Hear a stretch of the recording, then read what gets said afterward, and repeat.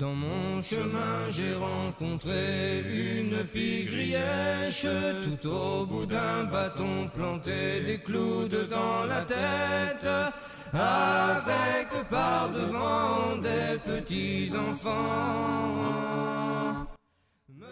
Ce que vous voyez là, c'est la forêt doméniale de Saint-Quirin, le village où j'ai grandi, en Lorraine. Depuis que je suis gamin, je m'y suis beaucoup promené, parfois en famille, parfois seul, mais plus je grandissais, plus j'y allais, plus je la trouvais magique, et maintenant, à chaque fois que je reviens à Saint-Quirin, je prends le temps d'y retourner faire un tour. C'est à la fois un grand bol d'air frais, mais aussi un petit voyage en dehors du temps et du monde réel. Et ce que vous entendez là, c'est Malicorne.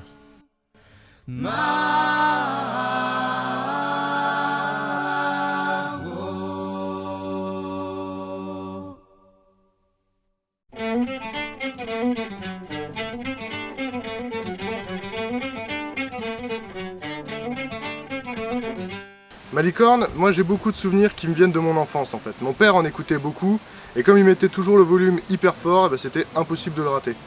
Mais finalement c'est pas plus mal, parce que c'est ça qui a fait que le groupe s'est imposé à moi et m'a vraiment marqué. Ce que mon père écoutait le plus en fait, c'était l'album Vox, qui est au final plus une compilation des morceaux a cappella du groupe. Mais Malicorne c'est loin d'être que ça. Mais pour commencer, Malicorne c'est quoi ? Malicorne est un groupe français formé en 1973 par le couple Gabriel et Marie Yacoub, Laurent Vercambre et Hugues de Courson, et presque immédiatement rejoint par Max Picou. Ils jouent et chantent ce qu'on peut appeler vulgairement de la musique folk, mais je trouve ça assez réducteur étant donné l'étendue de leur registre. Pour comprendre la musique de Malicorne, le mieux est encore de commencer par dire qu'ils reprennent, adaptent et réinterprètent des chansons traditionnelles françaises. Il en ressort une musique à la fois médiévale et moderne, riche et surtout belle. En fait, une musique qui offre un voyage à travers le temps et les paysages de la France des temps jadis. En tout cas, moi j'ai toujours vu en eux une compagnie de troubadours contant leurs histoires, allant de village en village, de château en château, pour y chanter les mésaventures d'un fermier ou l'amour impossible d'une princesse et d'un soldat. D'ailleurs, Malicorne compose certains de ses albums autour de thématiques particulières, l'amour et le mariage, le voyage et la route, ou encore les animaux et la mythologie.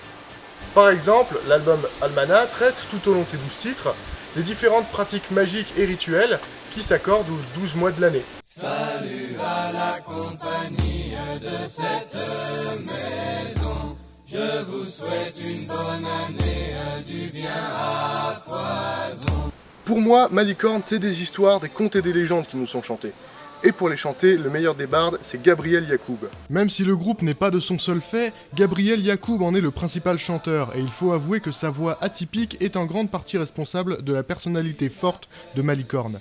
Il a, en effet, un timbre assez particulier, et c'est, qui plus est, un très bon chanteur qui sait employer sa voix de tout un tas de façons selon le besoin. Tantôt tremblante, tantôt assurée, tantôt lointaine et pleine de nombreuses variations typiques. Puis, quand c'est pour servir des mélodies aussi belles, il faut au moins ça comme interprète.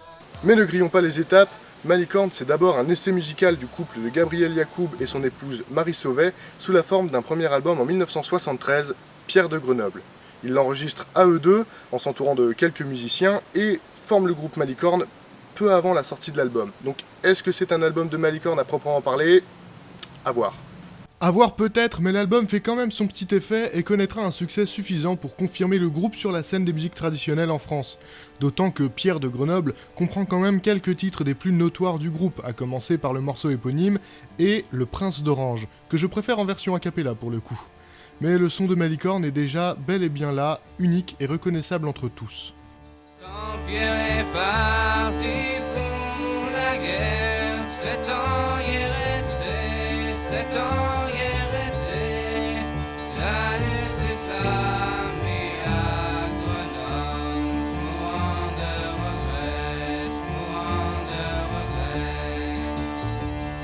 S'en suivra une carrière plutôt fructueuse sur laquelle on ne va pas s'apesantir parce que l'idée c'est pas de faire le tour complet de leur discographie.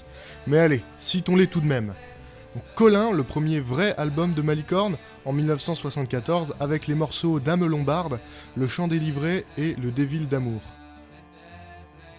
Bon alors oui, cette sélection de morceaux est complètement subjective, mais si vous voulez trouver les autres, il suffit d'aller écouter l'album. En attendant, moi je vous mets tout de même un extrait. Ma bonne mère, dégalonnez mes manches, ma mère, ma bonne mère, talonner mes manches. Apportez-moi ici mes habits de drap noir. En 1975, le mariage anglais, qui tourne donc autour des thèmes de l'amour et du mariage, avec des titres comme La fille aux chansons, Cortège de noces ou le très bon Marion les roses, qui ne parle pas de mariage. Enfin, pas vraiment. De son jardin sur les bords de la France, le long de son jardin sur les bords de l'eau.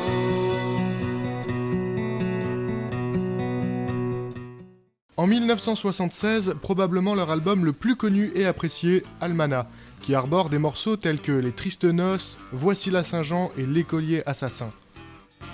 Voici la Saint-Jean, la grande journée où tous les amants vont à l'assemblée. Mignonne, allons voir si la lune est levée. En 1977, nous sommes chanteurs de sornettes, moins prétentieux que son prédécesseur, mais avec son lot de beaux morceaux. Coucher tard, lever matin, Le déserteur, le congé, ou encore La fiancée du timbalier qui reprend un texte de Victor Hugo. Il faut semer le bas et le lundi, il faut semer le bas. Coucher tard le matin, c'est pas ça qui fait du bien. De l'eau fraîche et du pain Dieu, ça ne rend pas vigoureux. Le lundi. En 1978, attention, voilà le titre, l'extraordinaire Tour de France d'Adélard Rousseau, dit Nivernais, la clé des cœurs, compagnon charpentier du devoir. Celui-là... Bon, il change un peu la recette musicale avec des sonorités bien moins médiévales et plus inspirées du rock progressif, avec des morceaux comme La danse des damnés, À Paris la grande ville et un de mes préférés, La complainte du coureur de bois. En compagnon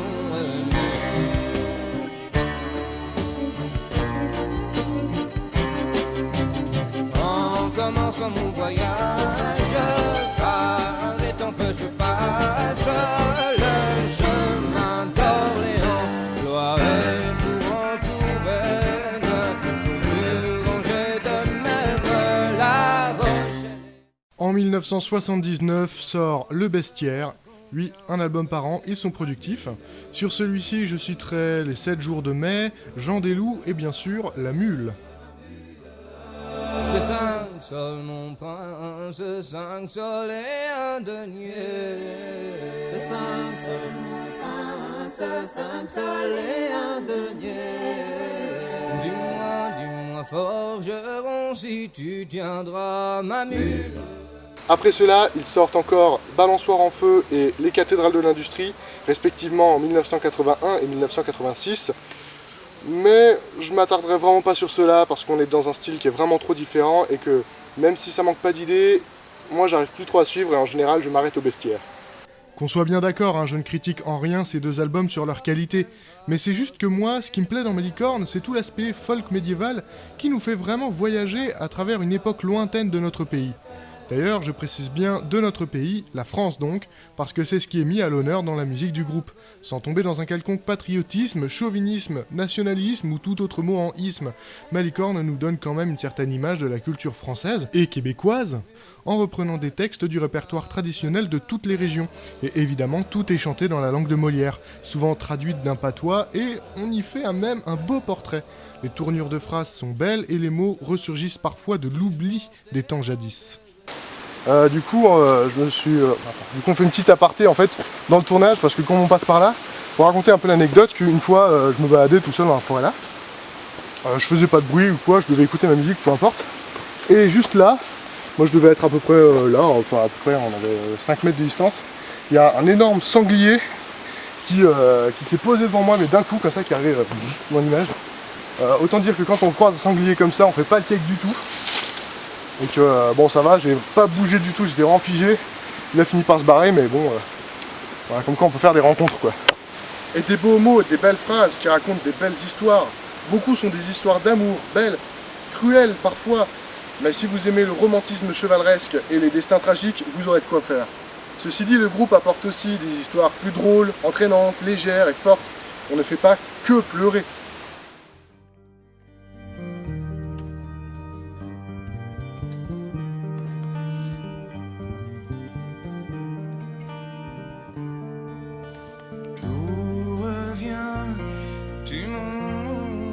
Jacques, d'où reviens-tu cette nuit? Je viens des écoles, ma mère, des écoles de Paris. J'entends la chanson solennelle du rossignol est jolie. Donc Malicorne, c'est du beau langage et des belles histoires, certes, mais au-delà du fond, il y a aussi la forme. Et si on a déjà évoqué le talent vocal de Gabriel Yacoub, il faut aussi évoquer celui de son ex-compagne, Marie Sauvet, sans qui, Malicorne, ça n'existerait pas vraiment non plus. Elle est la seule femme du groupe, et elle apporte, avec sa voix claire et douce, une certaine dimension à la musique de Malicorne, et un certain équilibre, puisqu'une grande partie du charme du groupe repose sur le duo de voix de Marie et de Gabriel. Impossible, selon moi, d'évoquer Marie Sauvet sans vous faire écouter un extrait du morceau Le Luneux, une merveille de douceur et de sérénité avec des paroles plutôt jolies. Je suis aveugle, on me plaint, et moi je plains tout le monde. Mes deux yeux ne sont plus pleins, car ils ont perdu leur bombe. Dans un malheur comme le mien, tu t'en moques. La chandelle ne vaut rien. Alors comme je vous le disais, moi j'ai découvert Malicorne avec l'album Vox, qui est une compilation de morceaux a cappella. Et c'est longtemps resté ma principale écoute du groupe. Et le fait de les entendre a cappella, ça met en valeur une chose.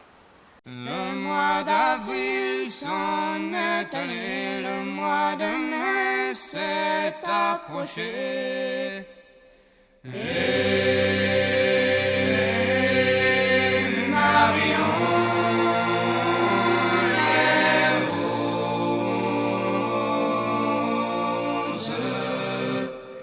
les roses font un beau bouquet,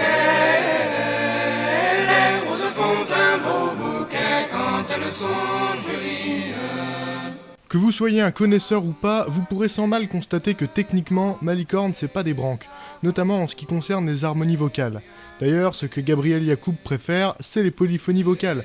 Écoutez-moi ça, écoutez-moi ce morceau et dites-moi, est-ce que vous êtes capable de me dire combien il y a de voix? Et pour ceux qui chantent, je vous mets au défi de refaire ça, même en enregistrant une voix une après l'autre. C'est d'une complexité et d'une finesse à toute épreuve, et là, sur ce morceau, ils sont que 4. C'est quand même une sacrée performance, et en plus, c'est beau. Et je laisserai personne dire le contraire. Et j'ai pris ce morceau-là parce que c'est un des meilleurs exemples pour illustrer la qualité de composition de Malicorne. Mais c'est ça pour énormément de morceaux. Et même quand la musique n'est pas si technique ou si démonstrative, ça reste un sacré effort d'essayer de refaire ça à la maison. La voix qui ressort le plus est, cependant, presque toujours celle de Gabriel Yacoub. Et si j'en ai déjà fait les éloges plus tôt dans cette vidéo, je vais maintenant juste illustrer ce qu'il peut donner tout seul en a cappella. Les filles sont volages, fréquentez-les donc pas. Un jour elle vous aime, un jour elle vous aime pas. Mais Malicorne, ce n'est pas que de la voix, très loin de là même, car le groupe faisant la part belle à une musique folk médiévale un peu réinterprétée, les instruments en tout genre foisonnent. Mais là, je vais juste vous laisser une liste parce que moi j'y connais rien du tout. Par contre, si le sujet vous intéresse un peu plus, je vous conseille d'aller voir la chaîne L'Instrumentarium de l'Insolite. C'est vraiment super bien branlé et on y parle de quelques instruments traités par Malicorne. Mais pas que. Avec Malicorne, Gabriel Yacoub ne prétend pas inventer quoi que ce soit et essaye plutôt de créer quelque chose de nouveau avec du matériel déjà existant. Les textes sont tous des anciennes chansons traditionnelles du patrimoine français et seule la musique et les arrangements sont de lui. En quelque sorte, il crée du neuf avec du vieux et réactualise assez bien tout ce pan de la culture médiévale française. Pour ceux qui se posent encore la question du pourquoi je parle d'un groupe de folk sur une chaîne consacrée au métal, c'est en premier lieu parce que ce groupe compte pour moi et qu'il me plaît d'en parler. mais c'est aussi parce que je constate depuis que j'écoute du métal que la scène nourrit une affection certaine pour l'imagerie médiévale et la musique que l'on imagine de l'époque. D'ailleurs, de très nombreux groupes de métal jouent sur ce tableau-là, faire une musique moderne qui évoque une époque lointaine et une culture bien souvent fantasmée d'ailleurs, à grands coups d'instruments folkloriques, de pochettes évocatrices et de costumes de côte de maille. Alors il y a des exceptions évidemment, de plus en plus de groupes traitent ces thématiques de manière plus renseignée, plus réaliste et sans avoir besoin d'en faire des caisses. Parce que sinon, la plupart évoquent surtout une imagerie des jeux et des films à tendance médiévale fantastique. Même s'il n'y a pas de mal à ça. Mais si vous voulez vous intéresser à la culture médiévale française à travers une musique modernisée mais fidèle, vous ne pouvez pas passer à côté de Malicorne. Et s'il me faut encore vous convaincre, je vous invite tout simplement à aller écouter tous ces albums. Commencez par Almana peut-être, mais j'ai énormément d'affection pour Colin, Pierre de Grenoble et le mariage anglais. Si je vous parle de Malicorne aujourd'hui, c'est aussi parce que j'ai redécouvert le groupe récemment. Je n'en connaissais pratiquement que les morceaux de Vox, et j'ai eu la curiosité d'en découvrir plus, et finalement je me suis retrouvé à n'écouter plus que ça pendant un moment et à me replonger complètement dans cette ambiance médiévale embellie, certes, mais réconfortante par rapport à notre époque. Et si je suis venu tourner cette vidéo ici, dans la forêt qui m'a, entre guillemets, vu grandir, c'est parce que pour moi, la musique de Malicorne est indissociable de cet endroit. C'est une musique que j'associerai toujours à mon enfance, puis à mes errances solitaires dans ces bois, dont je persiste à croire qu'ils sont magiques.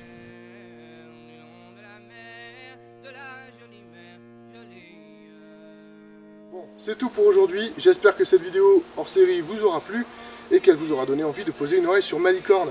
Malheureusement, le groupe a donné son dernier concert ce mois d'août, donc cette vidéo arrive un petit peu après la guerre et c'est un peu dommage.